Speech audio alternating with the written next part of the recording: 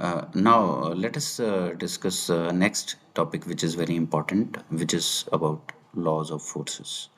Whenever we are solving any problem, be it in statics or maybe in dynamics, we have to deal with the forces and we have to apply the laws of forces. There are these three laws which are important for solving problems. The first one is the parallelogram law of forces, and the second one is the triangle law of forces, and the third one is a polygon law of forces. What does this parallelogram law of forces states is that I will not go to the definitions, but straight away come to the figure to explain this further.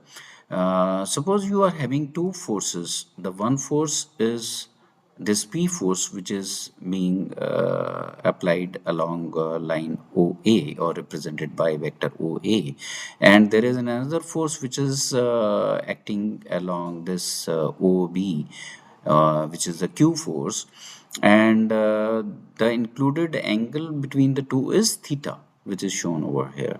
So how do we find out the resultant of such a force system, which is comprising of two forces? This is given by the simple formula. All of you can go through this derivation to find out the resultant R, which is given over here. Basically we are going to find out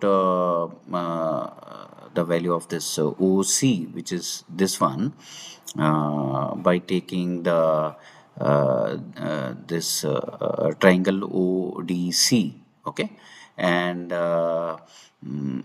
by going through all these derivations, you can come out with this equation, which is R is equal to under root p square plus q square plus 2pq cos theta, and the included angle, the angle which this resultant force has with the first, that means this horizontal force, is given by this q sine theta divided by p plus q cos theta. So this formula is important for solving many of the problems, and there are different cases which have been discussed.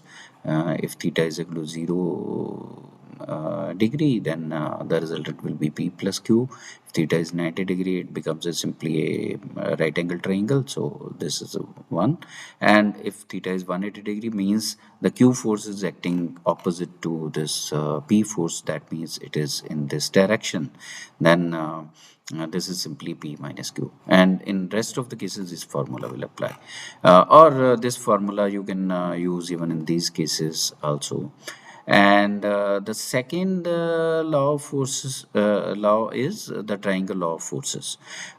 In triangle law of forces, if the two forces are being represented with the help of this P and Q, which is going in the same direction, or that means if this force is anti-clockwise, this again is extending anti-clockwise, then the resultant is given by the line joining this starting point of this vector with the ending point of this second force vector.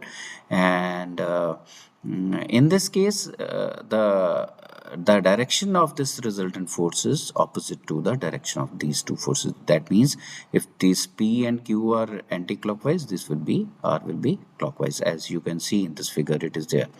Now how do you find out the magnitude of this force R? So this is simply given by the geometry of the triangle OAC. OAC, and the formula that we will be using is OA divided by sine theta minus alpha, which is the angle, this angle, which is the angle at point C. That means the length of this line and the opposite divided by the sine of the opposite angle. Okay, so this is angle alpha, this is 180 minus alpha, and this is nothing but theta minus alpha, this angle, the third angle, because if this is alpha, this is 180 minus theta, then the third angle will be 180 minus this plus this, which comes out to be theta minus alpha. So A divided by sine of theta minus alpha, AC divided by angle alpha, which is the opposite angle, and OC is this resultant divided by sine 180 minus theta, which is this angle at A. So this formula is used in many of the problems. And the last law that we will be using is the polygon law of forces. So this law is very simple, that if you have a number of forces which are concurrent and coplanar, and if you represent all these forces in either clockwise or a counterclockwise manner, suppose I place this as first, this as second, this as third, and this as fourth, like this. OA, this AB is representing this force, and this force is coming here, and this force is coming here, then the resultant of this will be the closing side of this polygon.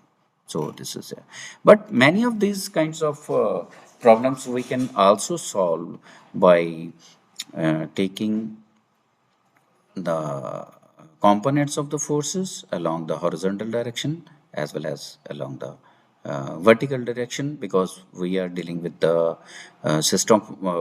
we are dealing with the forces which are being applied on a particle. So there is no need of taking the moment, because the moment of all the forces will be zero. So simply we can take the horizontal component of all the forces, horizontal component of the vertical forces, and we can find out the result. That's it.